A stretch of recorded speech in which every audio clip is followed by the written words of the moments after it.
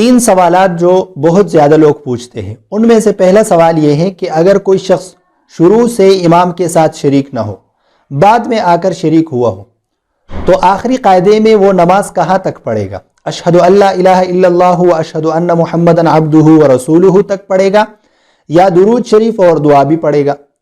دوسرا سوال جو بہت زیادہ لوگ پوچھتے ہیں وہ یہ ہے کہ جس آدمی کی رکعتیں رہ گئی ہو تو وہ اپنی بقیہ نماز کس طرح پوری کرے گا؟ یعنی سبحانک اللہم ثنا سے شروع کرے گا یا سورہ فاتحہ سے شروع کرے گا؟ اور تیسرا سوال، اگر کوئی آخری رکعت میں امام کے ساتھ شریک ہوا ہو، اس کو صرف آخری رکعت ملا ہو، تو ایسی صورت میں وہ کس طرح اپنی نماز پوری کرے گا؟ تو ان میں سے جو پہلا سوال ہے اس کا جواب آپ سمجھ لیجئے۔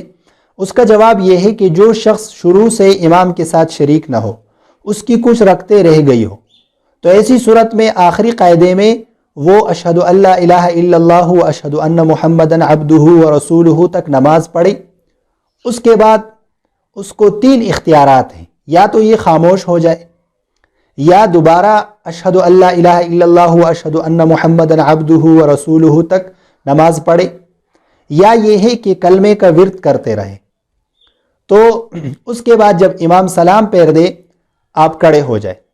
یہاں پر دوسرا سوال ہوتا ہے کہ اگر ہم کھڑے ہو جاتے ہیں تو ہم اپنی نماز کہاں سے شروع کریں؟ تو آپ اپنی نماز ثنا سبحانک اللہم سے شروع کریں۔ یہاں پر بہت سارے لوگ غلطی کرتے ہیں، وہ نماز سورہ فاتحہ سے شروع کرتے ہیں۔ تو اگر آپ کی رکعتیں رہ گئی ہو، آپ شروع سے امام کے ساتھ شریک نہ ہو، تو آپ ثنا یعنی سبحانک اللہم سے اپنی نماز شروع کریں۔ اور تیسرا سوال یہ ہے کہ اگر کوئی شخص آخری رکعت میں امام کے ساتھ شریک ہوا ہو تو وہ اپنی بقیہ نماز کس طرح پوری کرے گا؟ تو اس کا طریقہ بھی یہی ہے کہ جب آپ کو آخری رکعت مل جائے تو آخری رکعت آپ امام کے ساتھ پڑھیں، اس کے بعد کھڑے ہو جائے، سبحانک اللہم سے نماز شروع کرے، الحمدللہ بھی پڑھے، سورت بھی پڑھے، اور پھر بیٹھ جائے۔ پھر تشہد پڑھے، اشہد ان لا الہ الا اللہ و اشہد ان محمدًا عبدہ و رسولہ تک پڑھ کر پھر کھڑے ہو جائے۔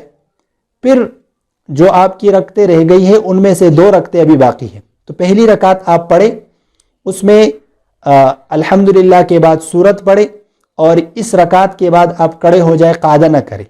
پھر آخری رکعت آپ کی رہتی ہے تو آخری رکعت آپ خالی پڑھے، یعنی اس میں سورہ فاتحہ کے بعد سورت نہ پڑھے، اور اس رکعت کے پڑھنے کے بعد آپ بیٹھ جائے، اپنی نماز مکمل کریں۔